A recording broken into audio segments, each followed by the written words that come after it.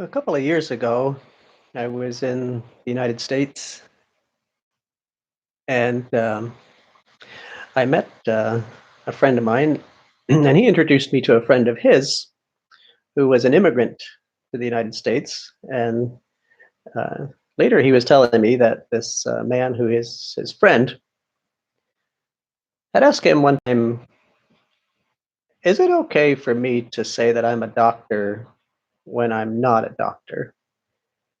And he said, "Well, in what scenario would you do that?" And he said, "Well, the way it came about was I have a friend who's a doctor, and he invited me to his house for a party. And so I went to the party, and he invited a bunch of his other doctor friends. And so at this party, there were all these doctor friends, and they were talking medical talk, and they just assumed that I was also a doctor. And he said they included me in their conversations, and he said, I realized, oh, I could pass for a doctor and no one would know that I'm not. So he said, when I travel and I try to book a hotel and they hear my accent and they see my name, they can be hesitant to give me a room. So he said, when I go to visit my sister and I stay at a hotel close to her house, the next time I called for um, a hotel room, I told them that my name is Dr. So and so. And they were very polite to me. And when I arrived, they're, oh, like, Dr. So and so, we have your room ready for you. And he said, I just get much better service. And it just works much better for me if I say that I'm a doctor. Well, sometimes we pretend to be things that we're not. When I was 7 years old, the summer that I was 7 years old, one day we were in the house and excuse me, it was myself, my brother, and the neighbor boy. And we were playing in the house. And at our house, off to the side of the house, there was what we called a parlor. It was a room, a living room, where my older sisters had their dates with their boyfriends.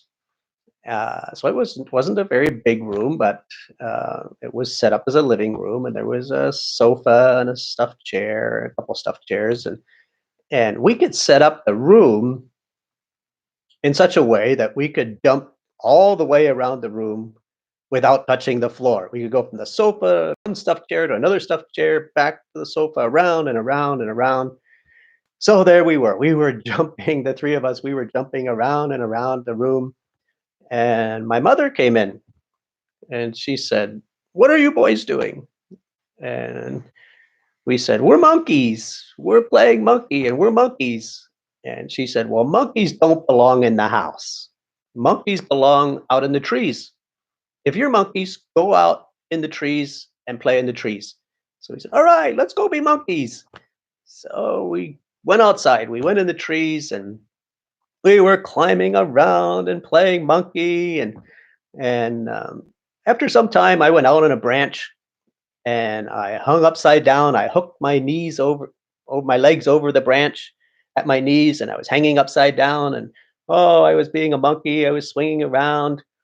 But then my problem was that I couldn't get back up. I couldn't get back up to the branch. So there I was hanging upside down by my knees and couldn't get up to the. I didn't know what to do. Finally, I just had to straighten my legs and drop, and I fell down into the garden, landed flat on the palms of my hands, and I broke both bones in my right wrist, my right arm. So, well, my mother didn't have a driver's license, so we couldn't go to the hospital until my father came home from work. And then we went to the hospital. I got a cast put on my arm. When I went to second grade, I went into second grade with a cast on my right arm.